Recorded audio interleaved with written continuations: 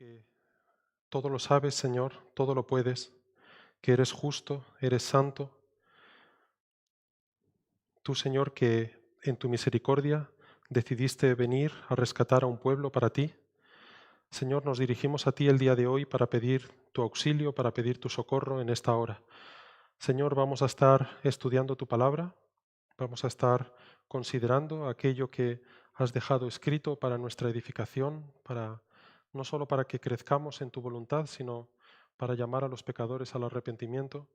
Y por eso, Señor, te pedimos el día de hoy que nos guíes en este estudio, que sea tu Espíritu Santo, Señor, guiándonos, no nuestro propio entendimiento o conocimiento o esa sabiduría del mundo que es vana y que no lleva a ningún sitio, sino ese entendimiento, Señor, que viene de ti. Danos ese entendimiento para explicar y exponer tu palabra, pero también para comprenderla conforme a tu voluntad, Señor.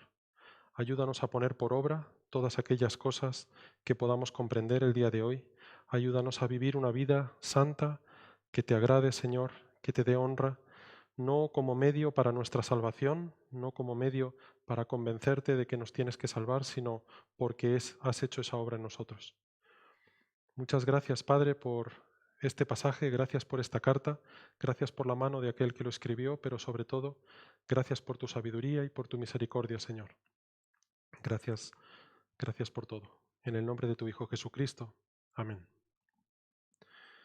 Muy bien, decía, vamos a estar leyendo el día de hoy, vamos a estar estudiando el versículo 6, pero para poder recordar un poco de qué estábamos hablando, si os parece, vamos a leer los versículos del 1 al 6 desde el principio del capítulo 2, versículo 1 hasta el versículo 6. Leo desde la Reina Valera. Dice así: Hijitos míos, estas cosas os escribo para que no pequéis, y si alguno hubiere pecado, abogado tenemos para con el Padre, a Jesucristo el justo. Y Él es la propiciación por nuestros pecados, y no solamente por los nuestros, sino también por los de todo el mundo. Y en esto sabemos que nosotros le conocemos, si guardamos sus mandamientos. El que dice, yo le conozco, y no guarda sus mandamientos, el tal es mentiroso, y la verdad no está en él. Pero el que guarda su palabra, en este verdaderamente el amor de Dios se ha perfeccionado. Por esto sabemos que estamos en Él. El que dice que permanece en Él debe andar como Él anduvo. Este es nuestro versículo de hoy, ¿no? El que dice que permanece en Él debe andar como Él anduvo. El día de hoy tenemos ante nosotros uno de estos versículos que, siendo cortito, parece, en comparación con otros, está lleno de enseñanzas, ¿no? Lleno de cosas que podemos ver. En primer lugar, ¿de quién estamos hablando, no? Cuando dice, el que dice que permanece en Él debe andar como Él anduvo. ¿Quién es ese Él?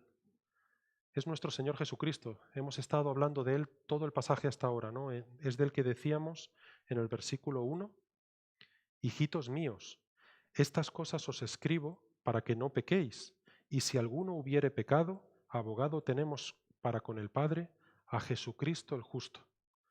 Este Jesucristo es del que llevamos hablando versículo 1, versículo 2, versículo 3, de la obra del Señor Jesucristo en nuestras vidas. Y se nos dice además que debemos andar como Él anduvo en este mundo. Qué extraordinario, ¿no? Qué cosa tan extraordinaria el pensar que los verdaderos cristianos creemos que el Dios Todopoderoso, ese que creó los cielos y la tierra, ha venido a la tierra y ha caminado con nosotros hecho carne. Ahora lo estudiaremos más en profundidad, pero muchas veces lo pasamos por alto, lo hemos oído mil veces, pero realmente qué realidad, ¿no? El Señor nos decía en esta misma carta, en la primera carta de Juan, en el capítulo 1, en el versículo 1, nos hablaba de esta relación que habíamos llegado a palpar al Señor Jesucristo.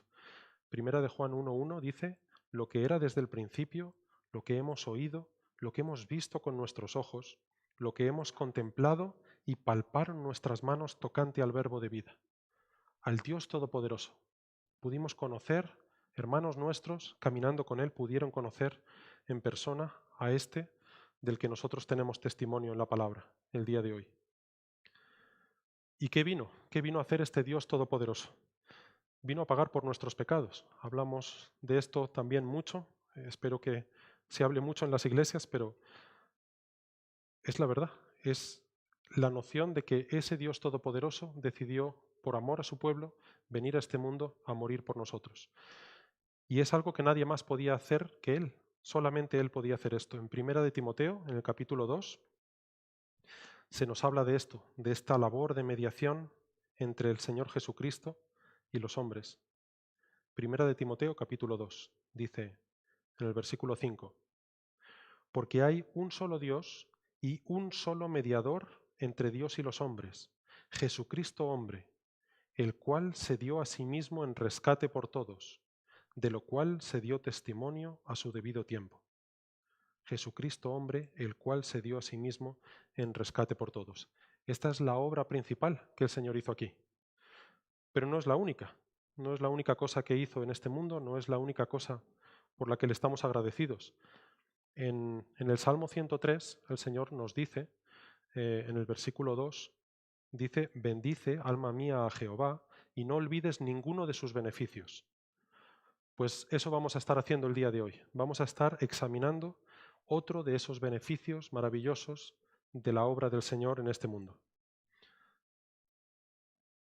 El que vamos a estar revisando el día de hoy es que la obra del Señor, esa obra de Jesucristo en la cruz, va transformando al cristiano y le va haciendo caminar cada vez más como Cristo. No podemos tener una relación con Dios, con el Señor Jesucristo, sin que haya un cambio en nuestra vida, porque somos nuevas criaturas en Él. Pero no solo eso, sino que además, con su vida, el Señor Jesucristo nos ha dado el mejor ejemplo posible de una vida buena, santa y agradable a Dios. ¿Qué mejor ejemplo podemos tener que ese? Ese es el modelo que tenemos delante de nuestros ojos, que está escrito en la palabra, y eso es a lo que vamos a dedicar el estudio de hoy. Vamos a estar dedicando algo de tiempo a ver ese camino del Señor entre nosotros, qué es lo que hizo entre nosotros y qué es la obra que está haciendo a día de hoy entre los cristianos. El que dice que permanece en Él debe andar como Él anduvo. Solo para explicar un poco la estructura, hoy vamos a estar viendo 3 puntos. En primer lugar, vamos a ver esa idea de Él anduvo y vamos a hablar un poco de la encarnación, qué es lo que significa eso. En segundo lugar, vamos a ver cuál es el propósito de este versículo, por qué lo tenemos en la Biblia, por qué lo tenemos aquí, por qué es importante para nosotros, relevante para nosotros el día de hoy. Y en tercer lugar tenemos nuestro tercer punto, que es cómo anduvo, ¿no? Se nos dice en el versículo cómo Él anduvo. En el primer punto veremos que Él anduvo y en el tercero veremos cómo anduvo. ¿Cuál es el ejemplo de Cristo? Así que vamos a comenzar por esta primera parte, esa idea de que Él anduvo. Hablábamos de la encarnación, ¿no? Hablábamos de que el Señor, que Dios Todopoderoso, caminó entre nosotros. Y nos damos cuenta aquí que está escrito, ¿no? No solamente el cómo anduvo, sino que Él anduvo, Él caminó por esta tierra. ¿Cómo pudo, decíamos, el Dios Todopoderoso encarnarse y caminar entre criaturas? ¿Cómo es eso posible? ¿Cómo funciona siquiera? Tenemos uno de los versículos más extraordinarios de toda la Biblia en Juan 1:14, en el que se nos dice precisamente eso. Juan 1:14 dice, y aquel verbo fue hecho carne y habitó entre nosotros, y vimos su gloria, gloria como del unigénito del Padre, lleno de gracia y de verdad. Fue hecho carne, aquel verbo del que se hablaba en el versículo 1 y que se decía que era con Dios y era Dios. Él mismo es el que caminó entre nosotros. Lo hemos escuchado muchísimas veces, ¿no? Aquellos que además han nacido en familias con creyentes, con padres creyentes, lo han escuchado todas sus vidas. Pero, ¿qué es lo que significa eso, no? ¿Qué es lo que significa este misterio de la encarnación? En la congregación nos han estado enseñando a lo largo de los meses y de los años ya acerca de esta idea que se llama la unión hipostática, ¿no? Es un término técnico que no significa más que eso. Significa que para venir a este mundo, Jesucristo, el Hijo de Dios, Dios mismo, asumió una naturaleza humana mientras que seguía siendo plenamente Dios. No dejó ninguno de esos atributos, ninguna de sus características como Dios se perdieron en el camino. No dejó de ser omnipresente, no dejó de ser omnisciente, no dejó de tener una sabiduría plena, una santidad completa, una justicia plena. Ninguna de esas cosas perdió para pasar a ser al mismo tiempo un hombre, 100% Dios, 100% hombre. Y asumiendo esta naturaleza humana pudo caminar entre nosotros. ¿En qué religión del mundo, en qué tipo de creencia se dice que Dios vino a caminar entre nosotros y además que vino por amor a su pueblo, que no podía salvarse? En ninguna. En el cristianismo, en aquello que nos revela la palabra de Dios, es en la única en la que conocemos el verdadero significado de esa obra del Señor. Y la pregunta que nos podemos hacer es, bueno, ¿de verdad era Dios? ¿O era otra cosa? ¿No podía haber sido un espíritu o un ángel? A día de hoy, ¿cuántas teorías tenemos? ¿No? Tenemos el Islam, que nos dice que fue un profeta. Tenemos algunos que dicen que era una especie de Dios menor, otros que hablan de él como un ángel. Muchos hablan a día de hoy de él, incluso católicos romanos, hablan de él como un simple maestro que nos vino a dar ejemplo. Pero no es lo que tenemos en la Biblia, ni es lo que dice él de sí mismo. En Isaías 9 se habla de ese niño que nos es nacido. Isaías capítulo 9, versículo 6.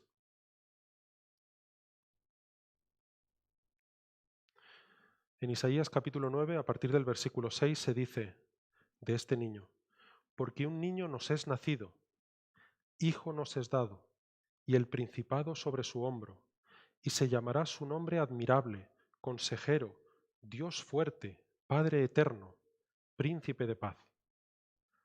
Dios fuerte y Padre eterno es lo que se utiliza para describir a este a este niño que nos es nacido. Dios fuerte y Padre eterno, no son títulos pequeños o menores, ¿no? Se nos dice de él mismo nos dijo que era uno con el Padre. En Juan capítulo 10, en el versículo 30, se nos dice que no había una distinción, que no había una diferencia ni en esencia ni en sustancia. En Juan 10:30 dijo el Señor Jesucristo: yo y el Padre uno somos. No es una diferente sustancia, no es una diferente esencia, son un solo Dios. Se dice al mismo tiempo en Juan 1:1, en el mismo libro, en el Evangelio de Juan, en el capítulo 1, se nos dice que estaba con el Padre desde el principio. En el principio era el Verbo, y el Verbo era con Dios, y el Verbo era Dios. No solo era Dios, como hemos visto, sino que era con Dios, estaba allí, en la presencia de Dios desde el principio, desde la eternidad hasta la eternidad, sin ninguna creación de por medio. Es aquel del que se nos dice en Hebreos capítulo 1, se nos dice que sustenta todas las cosas con la palabra de su poder. Nada más y nada menos, otra vez. Hebreos capítulo 1, a partir del versículo 1, dice: Dios, habiendo hablado muchas veces y de muchas maneras en otro tiempo a los padres por los profetas, en estos postreros días nos ha hablado por el Hijo, a quien constituyó heredero de todo, y por quien asimismo hizo el universo, el cual, siendo el resplandor de su gloria y la imagen misma de su sustancia, y quien sustenta todas las cosas con la palabra de su poder, habiendo efectuado la purificación de nuestros pecados por medio de sí mismo, se sentó a la diestra de la majestad en las alturas. Ese que efectuó la purificación de nuestros pecados por medio de sí mismo, no había otro medio, ese sustenta todas las cosas con la palabra de su poder. ¿Cómo se hace? ¿Cómo es el mecanismo para que el Dios todopoderoso del que estamos hablando, ese Dios fuerte, pudiera llegar a ser encarnado y caminar entre nosotros? Tenemos una información, no tenemos toda la información, hay cosas que no entendemos, pero sí hay una parte que entendemos. En Mateo 1 se nos dijo, en el versículo 18, el nacimiento de Jesucristo fue así, y se nos da esta definición. Estando desposada María, su madre, con José, antes que se juntasen, se halló que había concebido del Espíritu Santo. Es una información que, si tuviéramos que hacerlo nosotros, no nos valdría, ¿no?, para volver a hacerlo. Para el Señor sí. fue concebido del Espíritu Santo. Y nos preguntamos, bueno, esta encarnación, esta cosa fuera de lo normal, esta cosa que no se ve no solo todos los días, sino que solo ha pasado una vez en la historia, ¿cuánto tiempo duró? ¿Hasta cuándo duró? ¿Desde cuándo y hasta cuándo? Sabemos cuándo comenzó, cuando ese niño nos fue nacido. Pero esa encarnación, ¿cuándo terminó? ¿Terminó a los 30 años, cuando el Señor empezó su ministerio público y era espíritu? ¿Terminó a los 33, cuando murió? No, vemos en la palabra que es una encarnación que va a permanecer para siempre. El Señor para siempre va a ser 100% Dios y 100% hombre. Vamos a verlo en la palabra para que podamos valorar la obra de Cristo y lo que Él hizo en aquella cruz. Vamos a comenzar con Hechos, capítulo 1, y vamos a leer los versículos del 9 al 11. Y vamos a ver este episodio, ¿no? Que ocurrió tras la ascensión al cielo del Señor. Ocurrió esto. El Señor está ante sus discípulos, asciende al cielo y dice, Hechos capítulo 1, versículo 9, y habiendo dicho estas cosas, viéndolo ellos, los discípulos, fue alzado y le recibió una nube que le ocultó de sus ojos.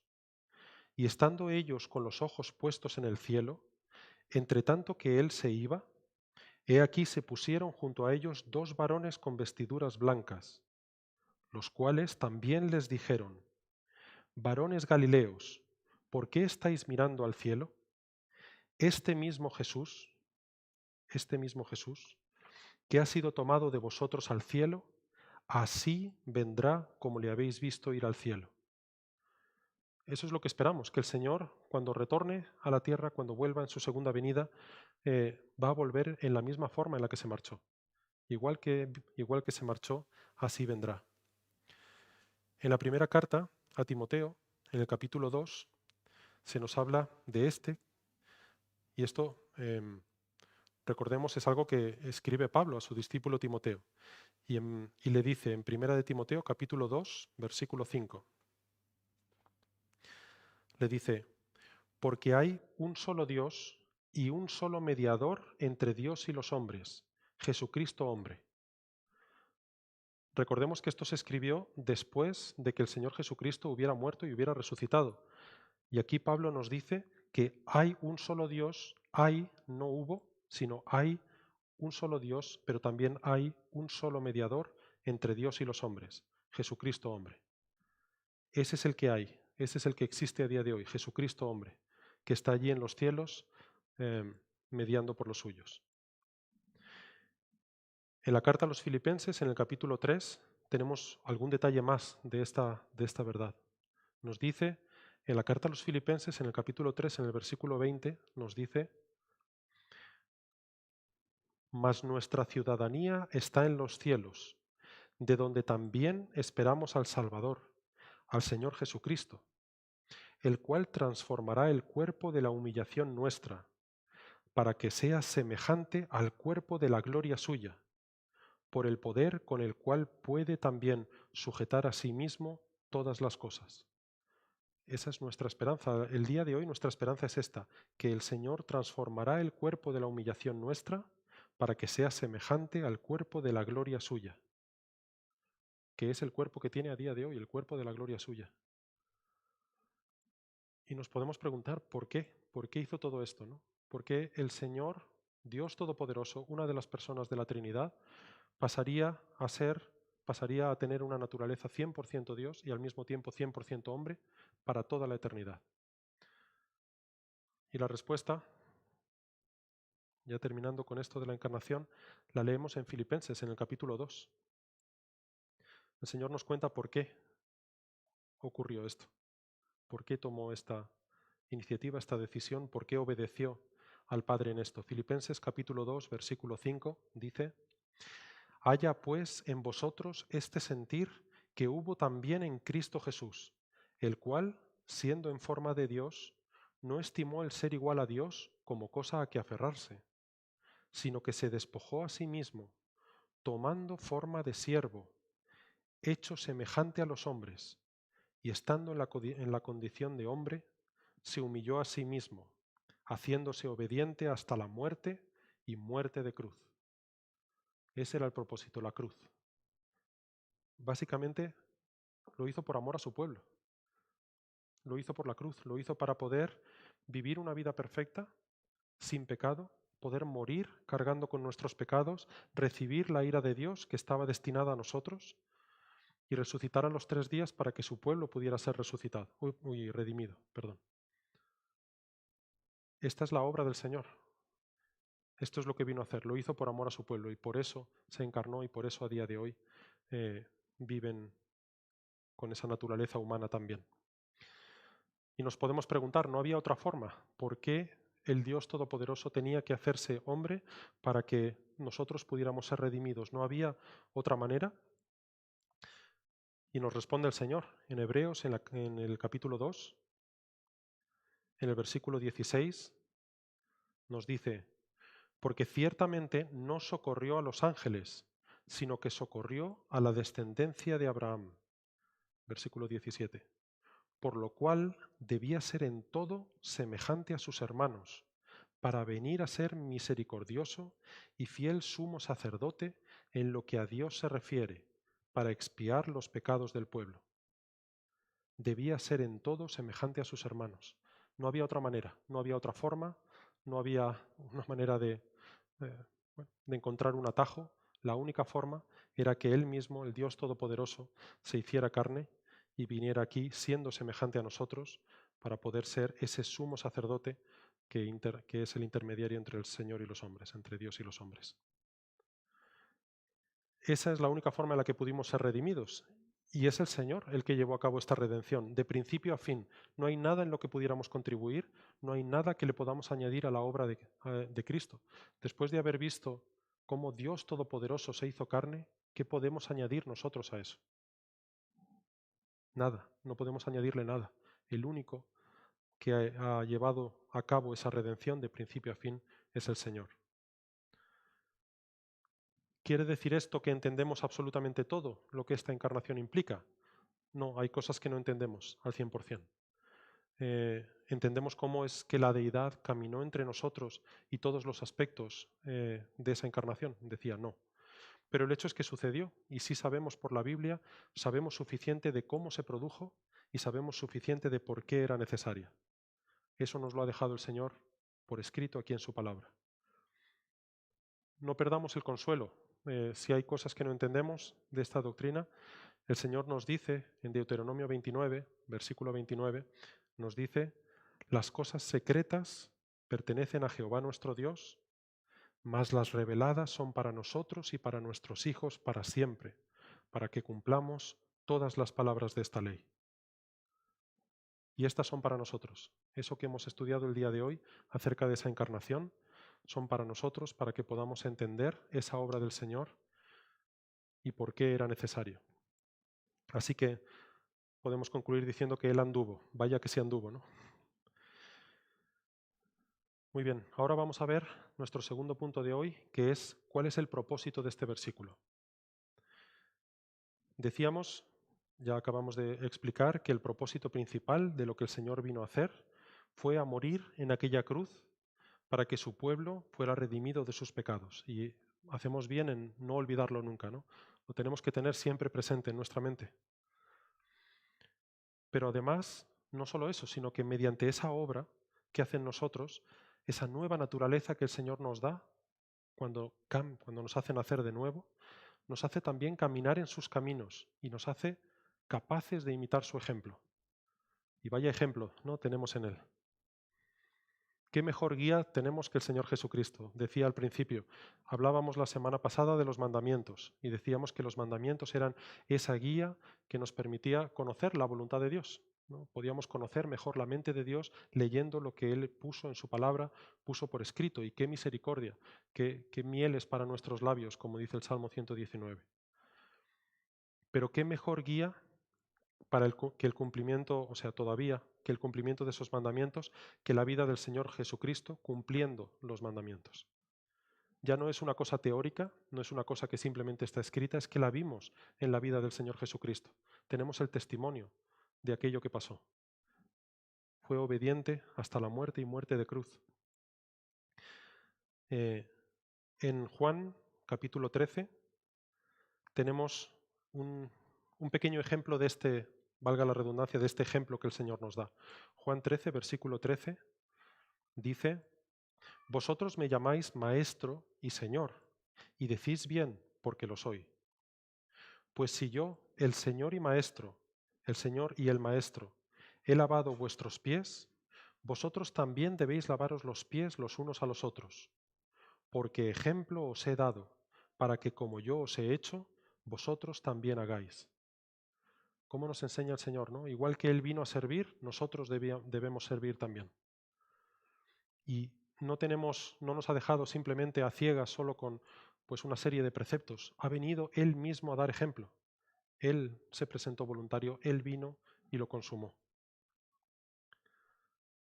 Por tanto, a lo que nos llama el Señor es a ser imitadores de Él. Ese ejemplo que tuvimos caminando entre nosotros, de Él debemos ser imitadores, no de ningún otro, sino de Él.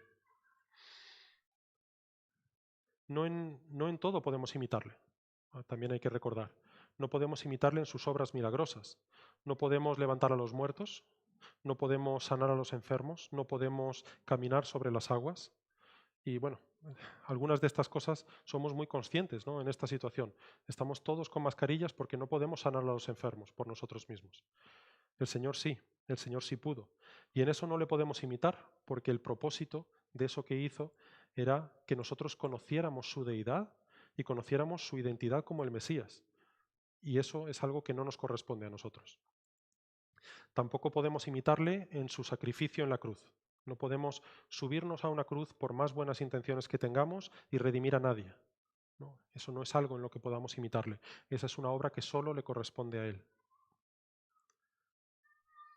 Pero en cambio, sí que le podemos imitar en el ejercicio de la gracia y en la obediencia a la voluntad de Dios. En eso sí. Y tenemos más que suficientes ejemplos en su vida para poder ser imitadores de eso.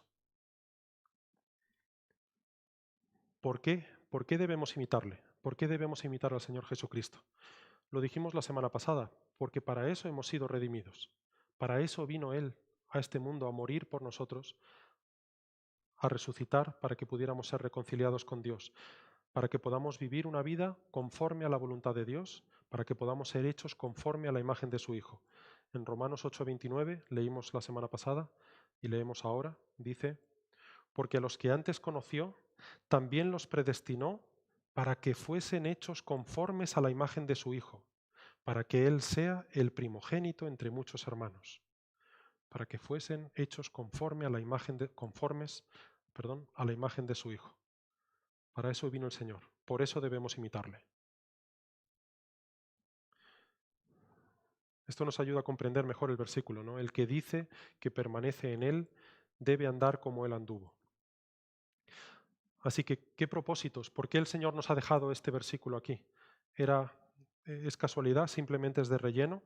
No, vemos que este versículo, en primer lugar, nos sirve para entender que el creyente puede gozarse sabiendo que va a seguir creciendo en santidad delante de Dios, que va a seguir viviendo una vida que sea cada vez más conforme a la voluntad de Dios, cada vez más apartada de pecado, cada vez más en obediencia al Señor. Y es una obra que hace Él, y la garantía de eso no la tenemos en nosotros mismos, sino en lo que Cristo hizo en la cruz. Esa es la garantía.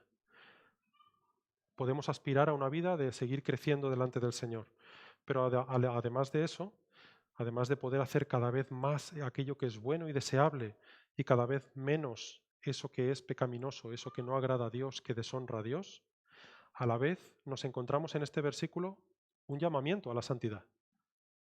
No solo nos dice el que permanece en Él debe andar como Él anduvo y lo va a hacer por la obra de Cristo, nos llama a vivir así. Nos dice, si tú eres de Cristo, vive de esta manera. Si el Señor ha hecho esa obra en ti, vive conforme a su voluntad. Hónrale, dale gloria, vive una vida para Él.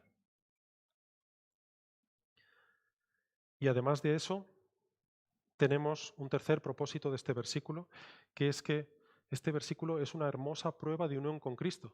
Cuando caminamos en un camino diferente, cuando miramos hace unos años y vemos la obra que el Señor ha hecho en nosotros, cuando vemos que estábamos hace unos años balbuceando, con leche espiritual y que no entendíamos nada y que no queríamos ni siquiera, aquellos a los que el Señor nos ha salvado hace poco, ni siquiera queríamos caminar en sus caminos, vemos la obra que el Señor ha hecho y qué gran esperanza es para seguir el resto del camino hasta que el Señor nos llame creciendo en santidad. Muy bien. ¿Y para quién está escrito esto? Porque muchas veces, y bueno, gracias a Dios tuvimos en la congregación ese estudio acerca del cristiano carnal, y muchas veces se dice, bueno, sí, esto está muy bien, pero está muy bien para un grupo de gente, ¿no? Esto está muy bien para los pastores, esto está muy bien para aquellos que son cristianos verdaderamente espirituales y consagrados, y no para otros que, bueno, vivimos una vida de cristiano promedio. Y no es verdad. El Señor nos dice que esto es para todo aquel en el que Él hace una obra. Todo aquel en el que mora el Espíritu de Cristo, en él hay una nueva vida, hay una vida diferente. Y si en nosotros mora el mismo Espíritu que moraba en Cristo, también va a ocurrirnos a nosotros. En Romanos capítulo 8,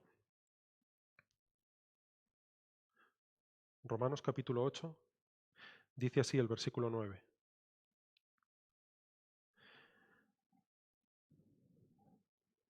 Romanos capítulo 8, versículo 9.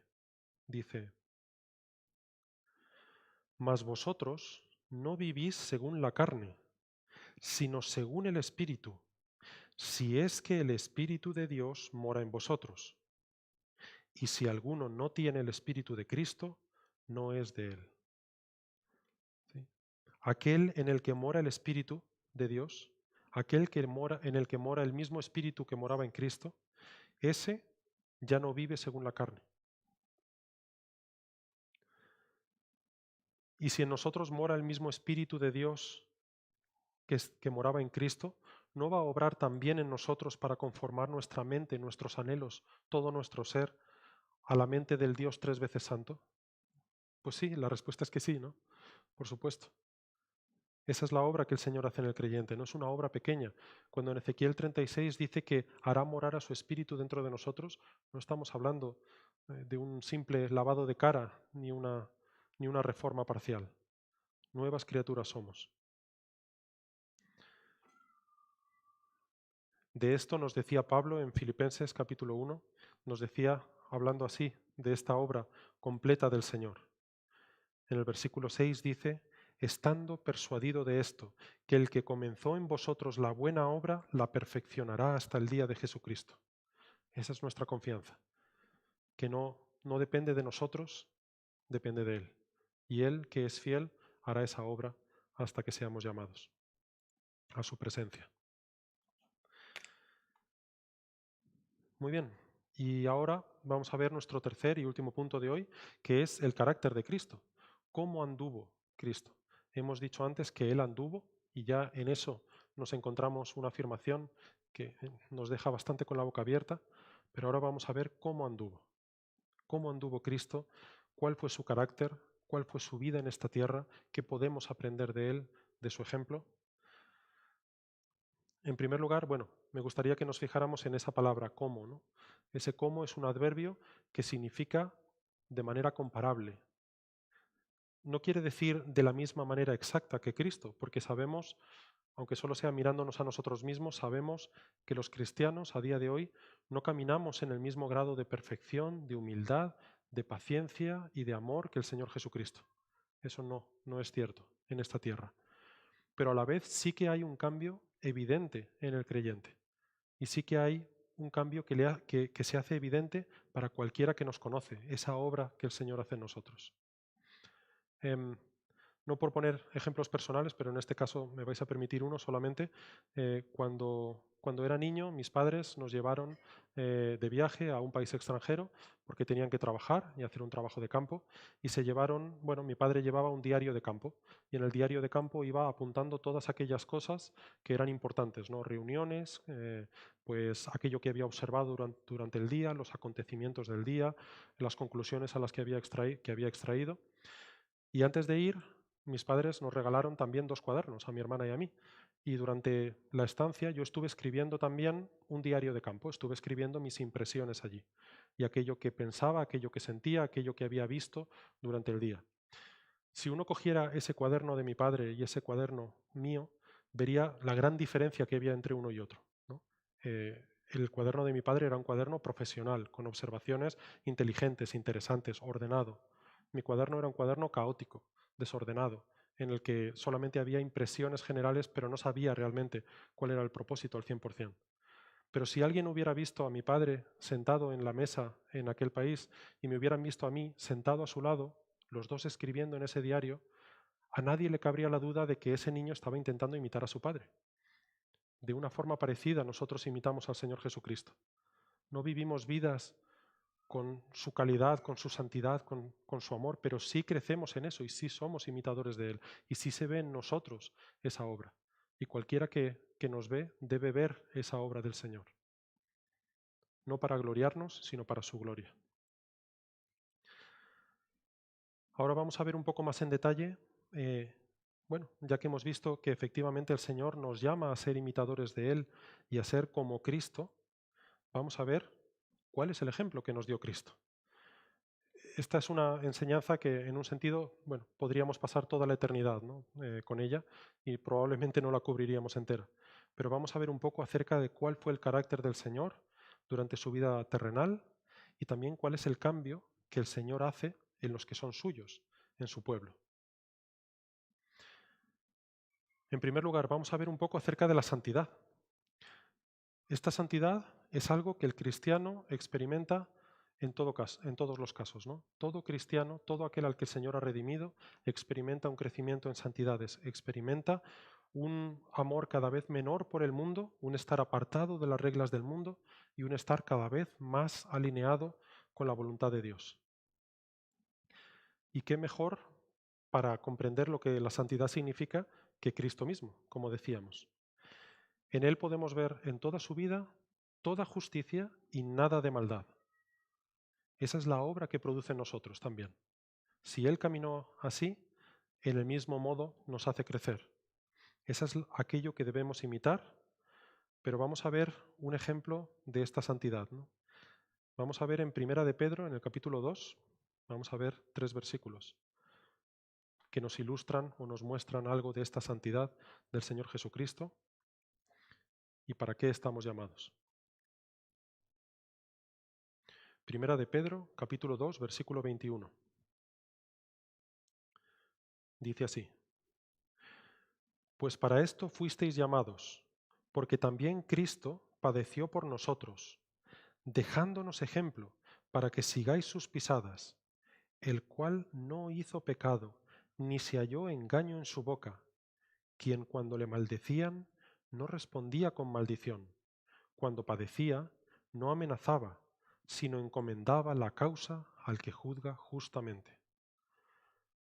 Ese es el Señor al que se nos dice que es un ejemplo para nosotros, ¿no? Dejándonos ejemplo para que sigamos sus pisadas.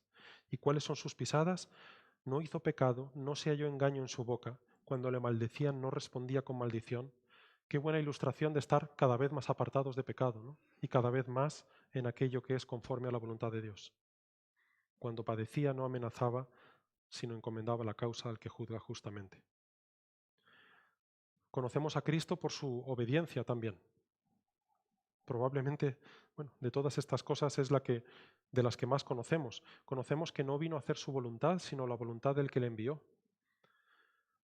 Del mismo modo, de la misma manera, nosotros tampoco hemos venido a este mundo para hacer lo que queramos, para vivir una vida concentrada en nuestros deleites. Hemos vivido y el Señor nos ha creado con el propósito de que seamos liberados del pecado y que pasemos ahora a ser siervos de Dios y de la justicia. Pero ¿cuál es la diferencia? Que mientras antes éramos esclavos sin esperanza, ahora mismo somos siervos de Dios y la justicia con gozo, porque donde está el Espíritu del Señor, allí hay libertad. ¿Sí? No es una servidumbre pesada, no es un yugo difícil de llevar. En Filipenses capítulo 2, que hemos leído antes, os leo otra vez el versículo 8, que nos decía esta idea de la obediencia de Cristo. Y estando en la condición de hombre, se humilló a sí mismo, haciéndose obediente hasta la muerte y muerte de cruz. Esa es la obediencia el tamaño de la obediencia del Señor, que es difícil definir. Se nos habla en la palabra del celo y la diligencia del Señor. En Isaías 59 de Jesús dice esto, dice que se cubrió de celo como de manto. En Isaías 59, versículo 17, se dice que se cubrió de celo como de manto, y eso es lo que vemos en la vida de Cristo. Desde su bautismo hasta la muerte, que es aquello que vimos, esa vida pública del Señor Jesucristo, cada palabra que pronunció, cada acto, cada decisión que tomó tenía un significado y era para gloriar al Padre. No hubo nunca un paso en falso que diera que no tenía propósito, que fue por casualidad, que fue por accidente. Cada una de sus palabras fue dirigida y cumplió el propósito para el que estaba prevista. No vemos horas ociosas en su vida, no vemos horas desperdiciadas, sí vemos un descanso cuando le era necesario por causa de su naturaleza humana, pero no vemos ese desperdicio del tiempo que tan familiar nos es a nosotros, ¿no? En un sentido. Así que, bueno, este es un ánimo para mí en primer lugar y para todos. Despertémonos de nuestra pereza, de esa pereza que nos embarga. Vivamos una vida para Él. Vemos en la palabra, vemos acerca de la abnegación del Señor Jesucristo. Vemos cómo se negó a sí mismo, de hecho, en beneficio de otros. No en todos los aspectos de nuevo de su abnegación le podemos imitar, no podemos sustituirle en su sacrificio, que es algo que solamente Él podía hacer. Pero sí que el Señor produce abnegación en nosotros, esa negación de nosotros mismos, cuando renunciamos a nuestros intereses, cuando aquello que deseábamos hacer y queríamos hacer, dejamos de hacerlo no porque sí, sino para obedecer al Señor. Cuando lo hacemos por causa del Señor y renunciamos a nuestros planes, a nuestros anhelos, a esas cosas que teníamos previstas y que nos parecían tan importantes, en ese momento estamos reflejando esa abnegación de Cristo. Cuando los sugieres que vienen a la iglesia y que dedican su tiempo levantándose temprano las mañanas para que podamos ser luego recibidos con seguridad, para que podamos, pues todo ese ritual que tenemos de desinfectar pies y manos, todas esas cosas, están practicando esa abnegación. Vemos en ellos esa abnegación. Qué hermoso fruto, ¿no? Aunque sea por causa de una situación tan rara como esta. Y de nuevo tenemos el ejemplo en 2 de Corintios capítulo 8 del Señor Jesucristo, ese ejemplo de abnegación. Nos dice en 2 de Corintios, en el capítulo 8, en el versículo 9, nos va a hablar de manera muy directa de esta abnegación. Nos dice, porque ya conocéis la gracia de nuestro Señor Jesucristo, que por amor a vosotros se hizo pobre siendo rico, para que vosotros con su pobreza fueseis enriquecidos. En un sentido, esto tendría que venir en el diccionario detrás de la definición de la palabra abnegación, ¿no? Por amor a vosotros se hizo pobre, siendo rico, para que vosotros con su pobreza fueseis enriquecidos. Vemos en el Señor esa humildad que conocemos y que a veces nos es extraño por nuestra falta de humildad, pero ese es otro elemento en el que estamos llamados a imitar a Cristo y el Señor hace esa obra en nosotros, efectivamente. En el Señor Jesucristo nunca hubo una tendencia al orgullo, y eso que Él sí tenía motivos. Si Pablo decía que tenía motivos para vanagloriarse en todas esas cosas, ¿cuánto más el Señor Jesucristo? Pero al contrario, lo que vemos en Él es la compasión por aquellos que eran despreciados. De una manera parecida estamos nosotros también llamados a renunciar a nuestro brillo entre los hombres para que el que brille sea el Señor entre nosotros, como nos recordaban en la predicación de este domingo. Renunciar a nuestro brillo entre los hombres para que el que brille, el que sea glorificado, el que sea exaltado sea Él y solo Él. Y Él nos hace crecer en este camino. A veces se nos olvida, por ejemplo, que Cristo estuvo 30 años, ¿no?, sin presentarse públicamente. ¿Habríamos sido nosotros capaces de eso con el conocimiento que Él tenía? ¿No habríamos hallado descanso para nuestro corazón o nos habríamos desesperado de ganas de que la gente nos viera, de hacernos un nombre, ¿no?, que nos reconocieran, somos el maestro tal, el maestro cual? Bueno, pues eso hizo el Señor. El Señor nos dice de sí mismo en Mateo 11, de esta humildad, en el versículo 29, Mateo 11, 29, dice: Llevad mi yugo sobre vosotros y aprended de mí, que soy manso y humilde de corazón, y hallaréis descanso para vuestras almas, porque mi yugo es fácil y ligera mi carga. Qué hermoso premio para la humildad, ¿no? Poder tener descanso para nuestras almas. Porque eso es lo que produce el orgullo, ¿no? Nos produce que estemos siempre mirándonos a nosotros mismos, creyendo que merecemos más de lo que realmente merecemos y por tanto considerando que el mundo nos trata de manera muy injusta, ¿no? Que no lo merecemos, que mereceríamos mucho más de lo que tenemos. Pero cuando somos humildes como Él es humilde, hallamos descanso para nuestras almas. Vemos en Él también una paciencia, una ternura, una disposición a perdonar, que a veces también nos es extraña, pero que en la que el Señor nos va a llevar, si realmente nos ha salvado, nos va a hacer crecer. No somos cristianos si esta disposición a perdonar nos es extraña.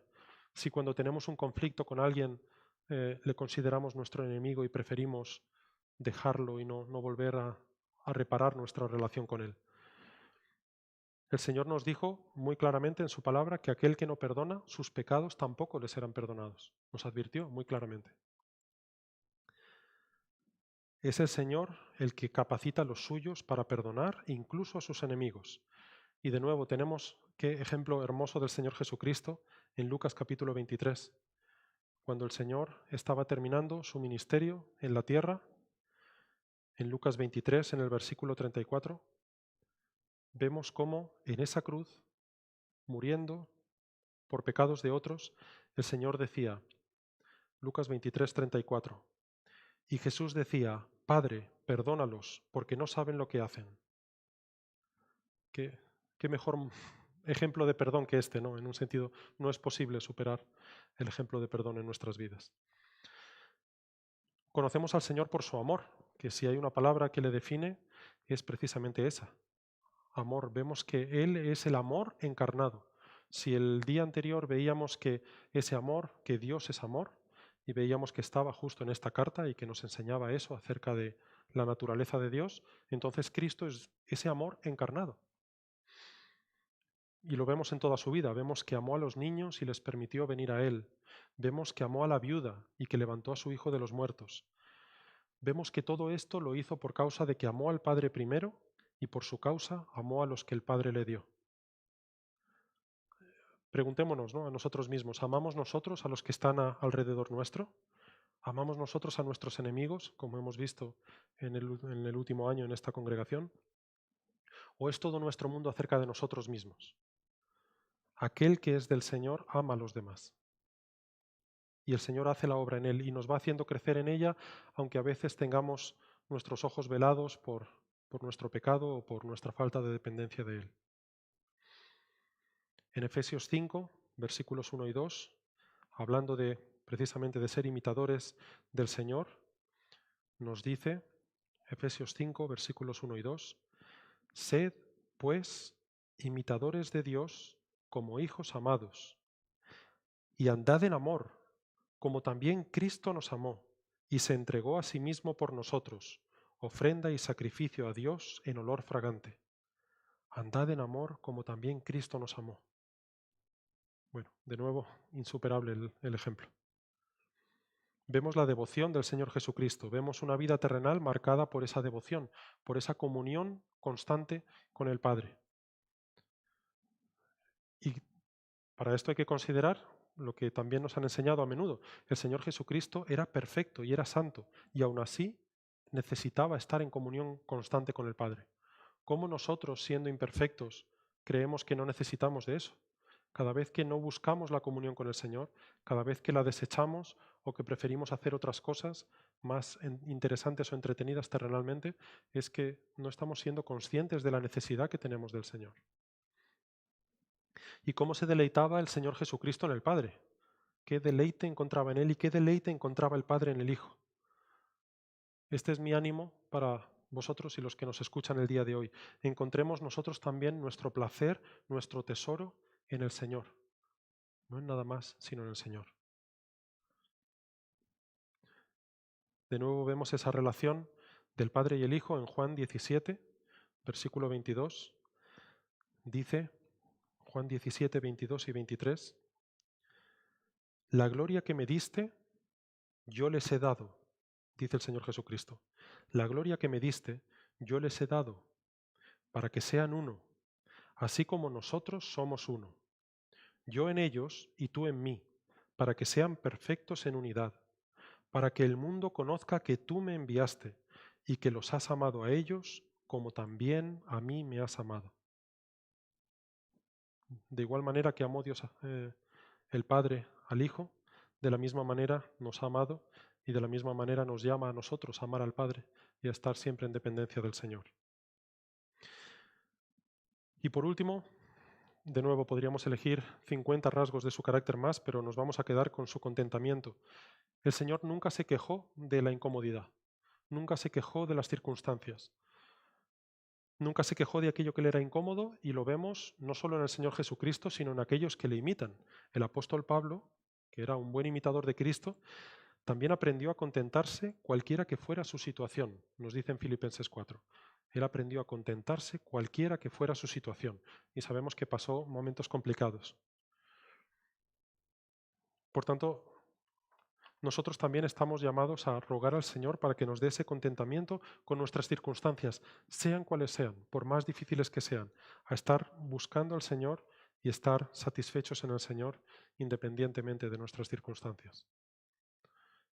Y el Señor Jesucristo también pasó, además de la muerte y esa ira que recibió, pero incluso en su vida terrenal tenemos ese ejemplo que nos dio de esa incomodidad que sufrió durante su vida en Mateo 8:20, en el que se nos dice, Jesús le dijo, hablando con una persona que venía a hablar con él, Jesús le dijo, las zorras tienen guaridas y las aves del cielo nidos, mas el Hijo del Hombre no tiene dónde recostar su cabeza. Y vemos queja en él, vemos falta de contentamiento, no, todo lo contrario, ¿no? Muy bien, así que ya para terminar el día de hoy, ¿cómo hacemos entonces nosotros para caminar este camino? Tenemos el ejemplo del Señor Jesucristo, leamos la palabra, ¿no? Y aprendamos todavía más acerca de ese ejemplo y de la vida que Él vivió, pero ¿cómo hacemos nosotros para caminar como Él caminó? ¿Cuál es el método? ¿Cuáles son los pasos a seguir o las estrategias para poder caminar como Él caminó? Y la respuesta es que no hay ningún método, no existe un método, no podemos poner una serie de pasos que nos lleven a caminar como Él. Solo la obra sobrenatural del Señor en nuestra vida nos puede hacer caminar como Él caminó. Seamos conscientes de esto. Si eres un hijo de Dios, si estás escuchando este estudio el día de hoy y eres un hijo de Dios, entonces el Señor Jesucristo ha muerto por ti y has sido adoptado por Dios. Si eres salvo, el Señor te va a hacer caminar en sus caminos. Él es el que lo va a hacer posible. No solo lo va a hacer posible, también te anima a esforzarte en ello, conforme al ejemplo de Cristo. En Colosenses capítulo 2, versículos 6 y 7, dice, por tanto, de la manera que habéis recibido al Señor Jesucristo, andad en Él, arraigados y sobreedificados en Él, y confirmados en la fe, así como habéis sido enseñados, abundando en acciones de gracias. ¿Sí? De la misma manera que hemos recibido al Señor Jesucristo, andemos en Él, pero en dependencia de Él, arraigados y sobreedificados en Él. No olvidemos pedir que el Señor haga esa obra en nosotros, porque por nosotros mismos no podemos, ¿sí? Pero con la ayuda del Señor sí. El Señor nos decía, para que recordemos esta necesidad que tenemos de estar constantemente en dependencia de Él, no a veces, no unos días sí, otros no, sino constantemente en dependencia de Él. El Señor decía en Juan 15, en el versículo 4, decía, permaneced en mí y yo en vosotros. Como el pámpano no puede llevar fruto por sí mismo si no permanece en la vid, así tampoco vosotros si no permanecéis en mí. Cuando consideramos que no necesitamos a esa vid, es el día que no vamos a dar fruto. Muy bien. Pero también tenemos en este pasaje una advertencia y tenemos que hacernos conscientes de esto. El Señor nos dice El que dice que permanece en Él debe andar como Él anduvo. Pero ¿qué pasa con aquel que dice que permanece en Él pero no anda como Él anduvo? El Señor tiene una advertencia y el Señor nos advirtió un día a través de pasajes como estos a nosotros mismos que estamos aquí y a aquellos que no son del Señor les advierte a día de hoy. Si el Señor no te ha salvado, tenemos que entender esto. Nuestra posición es terrible, nuestra posición es peligrosa, nuestra posición va de derecha de camino a la ruina.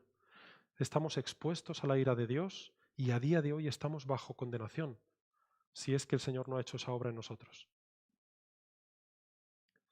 Pero eso no quiere decir que no haya esperanza. El Señor Jesucristo mismo nos dijo cuál era la esperanza. En Juan 5:24 nos dijo, Juan capítulo 5, versículo 24, el Señor nos dijo, el que oye mi palabra y cree al que me envió, tiene vida eterna, y no vendrá a condenación, mas ha pasado de muerte a vida. Esa es nuestra esperanza para no estar en condenación. Creer aquel que le envió y creer en el Señor Jesucristo. No necesitamos ni pulir un poco nuestra obediencia, ni necesitamos retocarla antes de presentarnos delante del Señor. De hecho, todo lo contrario. Lo que necesitamos es gracia salvadora. Necesitamos acudir a la cruz para que el Señor, en su misericordia, si es su voluntad, haga esa obra en nosotros. Porque Él es el único que nos puede dar esa salvación tan preciosa. Vamos a orar.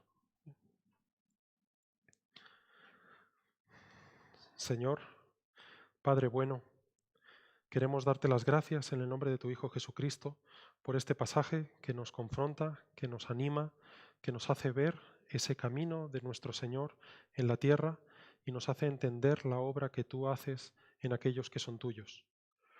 Muchas gracias, Señor, por esta gozosa obra en la que podemos disfrutar toda, no solamente durante nuestra vida terrenal, sino toda la eternidad. Gracias, Señor, porque nos conformas cada día más a tu voluntad y nos haces cada día más agradables a ti. Señor, te suplicamos tu ayuda. Ayúdanos a vivir vidas que te den la honra y la gloria. Ayúdanos a vivir vidas apartadas del pecado y de esas reglas que hay en el mundo, Señor. Ayúdanos independientemente de la oposición, de nuestra situación, de las circunstancias, a seguir creciendo en dependencia de ti, en tu palabra, mirando siempre a la cruz y en oración delante de ti, para que cuando haya ese fruto en nosotros podamos decir, gloria a ti, Padre. Muchas gracias, Señor, por este tiempo de bendición, este tiempo de estudio, y guárdanos, te lo pedimos todo, en el nombre de tu Hijo Jesucristo. Amén.